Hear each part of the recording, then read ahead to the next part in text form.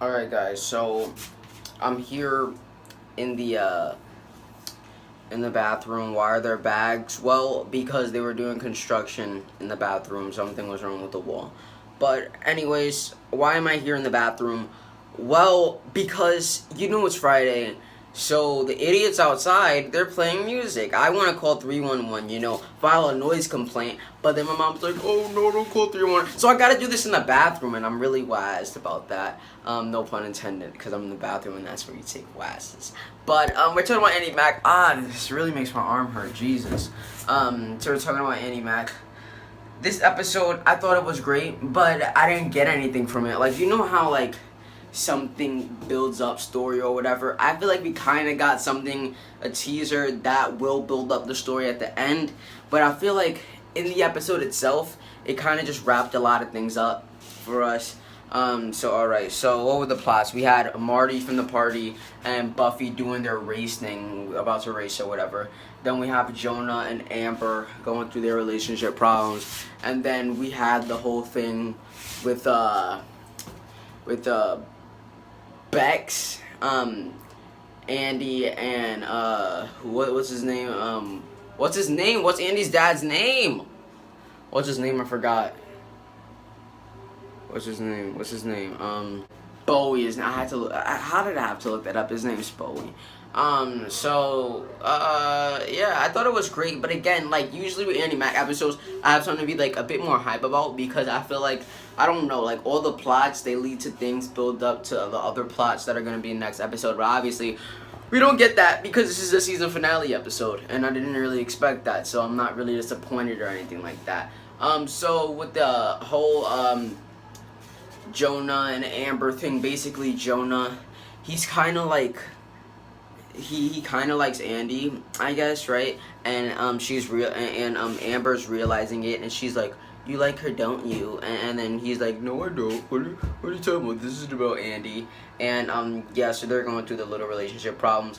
And then, but there's this interesting thing in the episode where Amber's like, if she likes you, she'll turn around right now to look back at you. And by the way, it's following up in the last episode, so Andy's really not talking to Jonah. But like, she's cool with him. Like, she's like, "Hey, what's up?" If he says something to her, but she's not really, like, trying to hold conversations with him because they're not friends. Anyways, oh my gosh, this is really hurting my arm. Jesus Christ. Anyways, what's going on again? The Amber and Jonah thing. Okay, so then Jonah, he turns back and looks at Andi, and she's like, "You do like her." And then when they both go in, before they both go in, well, Jonah leaves, and then Amber sees Andi look back for Jonah, but Jonah's not there, so Amber realizes, hey, they both like each other. Amber leaves, Andi turns back around, then Cyrus turns around. So are they going with that whole thing, like, oh, Cyrus likes Jonah? Are they going? It didn't really seem like they were foreshadowing that at all in the episode, but that was just off how they did that. I feel like if they're not going to do that, they shouldn't have made Cyrus turn around, because if not, that made no sense.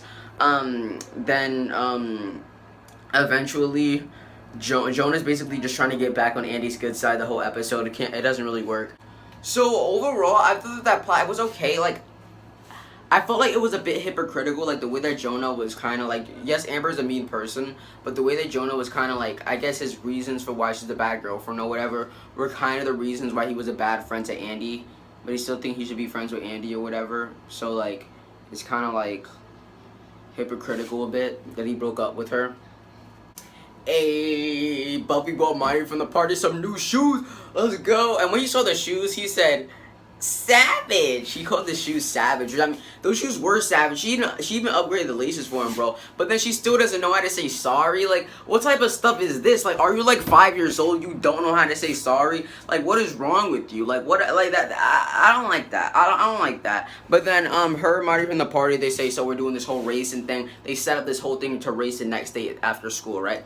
So then they're about to race. And then Cyrus, he has the coach's whistle. He's gonna I guess be the ref for the race or whatever. He has the whistle, right? And then but her and Marty from the party, they don't end up racing because they're like, what's gonna happen if we find out who's the faster one? Are we still gonna tell each other? Is our relationship as friends or whatever still gonna be the same? Boo, boo, boo, boo, boo, boo, boo. So they end up not racing, which I'm like, what? Just race? Like, what kind of people are you? To the point where you can't see if one of you are better than the other at something that you guys both like, you guys won't be friends anymore or whatever. Like, what type of people are you? Like, you shouldn't be friends if that's how you're gonna be about stuff, because maybe you guys are both like be really invested into something in the future, and then one of you may be deemed better at that, and then you guys should stop being friends. Like, no, you guys gotta get over this bump in the road and then just deal with it and just deal with who's better and still be friends. That's what you gotta do. But yeah, I don't like how they just went past it like that. But then, you know, Cyrus, he just ends up blowing the whistle for no reason because he wants to blow that whistle, and I'm really glad about that. You know, but like, I wish that after Cyrus blew the whistle, like, the gym coach was like, hey, you stole my whistle, and then the gym coach started chasing Cyrus. That would have been the awesome way to end that. But yeah. Hey everybody, Bowie's back. Bowie's back, dude. Let's go. I actually like Bowie. Bowie's pretty cool. Bowie's pretty cool, right? So yeah, Bowie's back. What is he back for? I don't know. In the beginning, he actually quit his tour to be with Bex and Andi, but he doesn't say that until like the end of the episode. Yeah, so you know, they have I think the parents are on vacation, Cece, and I think Ron's the dad's name. I'm not pretty sure. What's his name? Jim, Jeff, Ron. I don't. Some basic name, whatever. Yeah, anyways, Cece and the dad are on vacation, so Bex and Andi are watching the house. Well, Bex is watching it, and Andi's just chilling there. But what else? So Bowie is back, you know, Bex is pretty happy about it, she seems pretty happy about it. And I guess Andi kind of wants them to have a romantic relationship. And then, so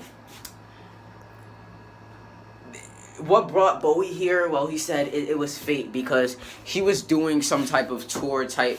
On his tour, he was somewhere and he saw a picture of Bex in some type of somewhere. Then he went somewhere else and saw a picture of Bex. I don't know why. And then somewhere else, a third time, there was another picture of Bex. I don't know why Bex has these pictures of her hung up all around the world. That's kind of weird. Like, I don't know, but I guess it was fate, you know. Like, what else can I say about that? So we got to the picnic at the house, and Andi and Bowie set up this whole thing for Bowie to kind of charm Bex and sing the song that he sang to her in the mix of all of it. That he wrote. He actually wrote for her, which got them to be together, I believe, right? Or they were already together in that song. I don't know.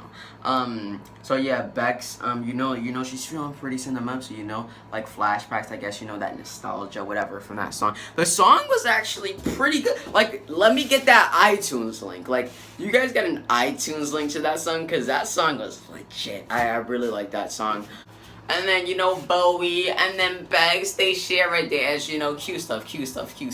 And then the next morning, Andy's like, what happened? And then Bex is like, you know, just two friends, you know, catching up or whatever.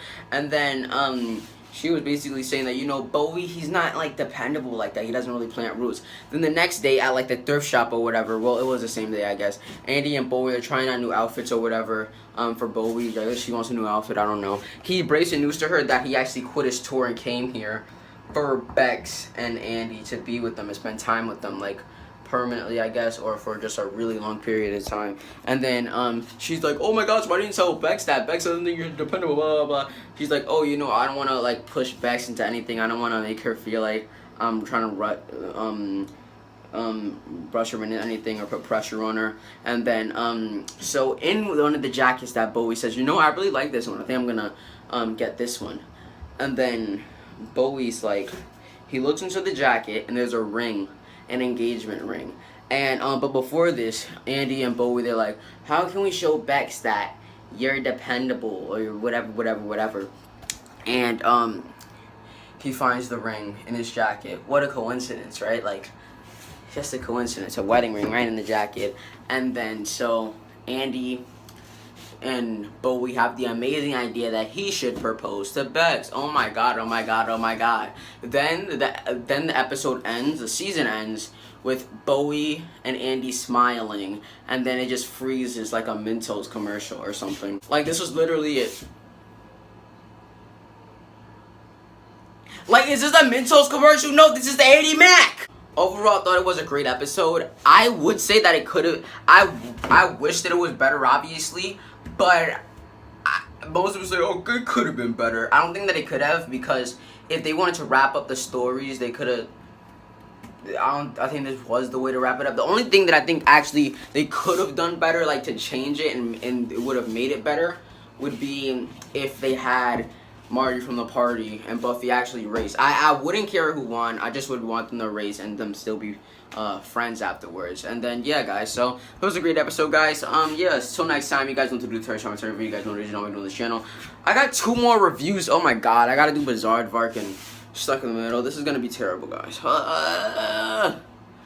Disney fans, subscribe to this channel if you're new. Or if you're not new and just aren't subscribed, just subscribe. Turn notifications on. Our main channel, link in the description. Subscribe to that, and stay beastly.